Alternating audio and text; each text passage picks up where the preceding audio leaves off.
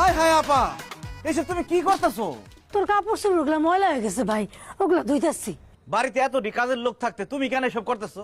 এই গরিবের বাচ্চা ছোট লোক, তুই থাকতে আমার বোন কেন জামা কাপড় দিতেছে? জামা কাপড় তো উনিই ধুবে, উনি ধুবে না তো কে ধুবে? তুই ধুবি? তুই খালি জামা কাপড় ধুবি না, পারলে আমাকে বাড়ির কেতা বালিশ যা আছে সব ধুবি, তোর আব্বার লগে গিয়া গরু ছাগল এগুলোও ধুবি, মানে গোসল করাবি। আমি জামা কাপড় ধুবো? আবার জিগায়, তুই তো জামা কাপড় ধুবি, ভালো করে পরিষ্কার করবি, তারপর থালা বাসন গুলা সুন্দর করে পরিষ্কার করবি। কিন্তু আমি তো কখনো এসব কাজ করি না, কিভাবে করব? কোনো সমস্যা নাই, আমার বোন তোর দেখাই দিব। আবা আরে পিড়ায় ভালো করে কাজ শিখা। ঠিক আছে। এই বলেন কিভাবে কি করব? এই সরি, এই কি হ্যাঁ? আমি তোর মালিকের বড় বোন, আমারে ম্যাডাম কই রাখবি? সরি, আমি আপনাকে ম্যাডাম বলে ডাকবো? Are you mad? অবশ্যই তুই আমারে ম্যাডাম কই রাখবি, নাহলে গোবরের পানি আই না তোর গায়ের মধ্যে ঢাইলা দেবো। না না না না, প্লিজ গোবরে পানি দিবেন না, শরীর নোংরা হয়ে যাবে। ম্যাডাম বলেন আমি কিভাবে এই থালাবাটি ধুবো, কাপড় ধুবো বলেন। এই যে গেঞ্জিটা ধর, এর মধ্যে সাবান ভালো মতো ঘষ, তারপরে এমনি এমনি করে খাস। হইতেছে না, ভালো মতো কর, এমনি এমনি করে খাস, এমনি এমনি করে খাস। হয়েছে, আপনি যে কতদূর কাম করতে পারবেন আমি ঠিকই বুঝছি, এগুলো আমি আগেই ধুয়ে ফেলাইছি। রাখ, থালাবাটি ধর, থালাবাটি ধর। আরে আল্লাহ রে, কি করতেছিস তুই এগুলি? হ্যাঁ, সরি।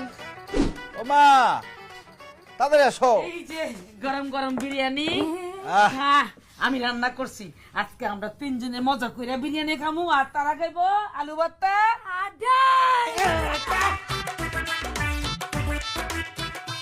ও মা, কি গন্ধ!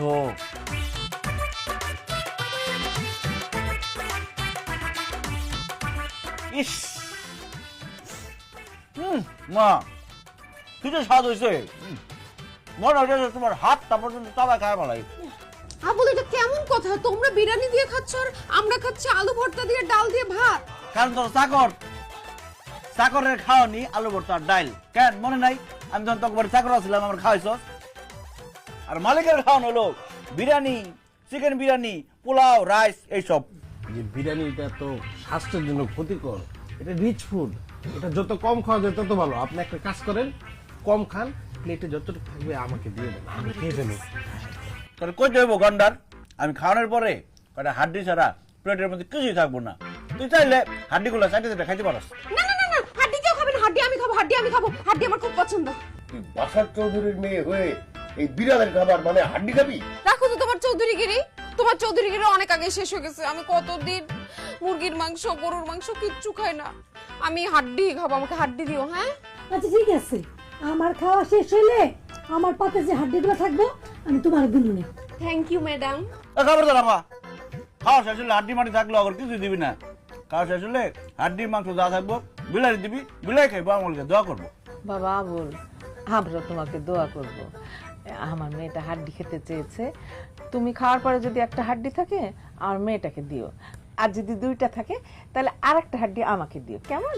আপনাকে দোয়া আবার লাগবো না মা। খাওয়া শেষে হাড্ডি, মাংস, ভাত যা বাঁচবো সব বিলাই দিবা, আমাকে দোয়া করবো, ঠিক আছে? আমার পাগল পাইছে, ওগুলো আমি বিরিয়ানি খাবো, মাংস খাবো। হ্যাঁ এই খা খা, বস্তা দিয়ে খা, কষ্টে কষ্টে খা খা। বিলাই মেমো করতেছে, আমি একটু বিলাই খাওয়াই। বিলাই আসেনি, এই তো খা।